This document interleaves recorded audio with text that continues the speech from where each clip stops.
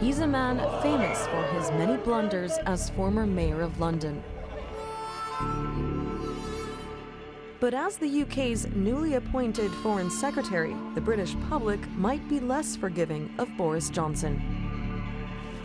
On his first visit to the United Nations, he prematurely blamed what he called Islamist terrorists for the killings in Munich, although the suspect had no terrorist links.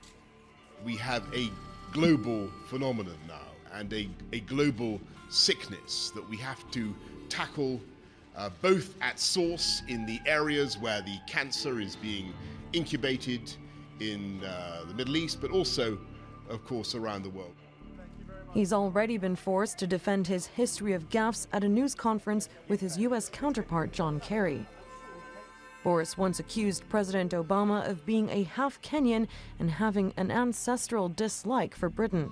He's written an obscene limerick about Turkish President Recep Tayyip Erdogan and described a boycott of Israeli goods as a movement by corduroy-jacketed, snaggle-toothed lefty academics. Yeah, I think we could all spend an awfully long time going over lots of stuff that I've written over the last 30 years. There are some serious issues, and all of which, in my view, have been taken out of context, but never mind. There's some serious issues before us today. Happy about you being Foreign Secretary? Day one for the new Foreign Secretary was already an uncomfortable start. Social media was rife with criticism of Theresa May's decision to give him the job, only weeks after he pulled his bid to become Prime Minister. When it comes to global affairs, Britain has long been considered a reliable player.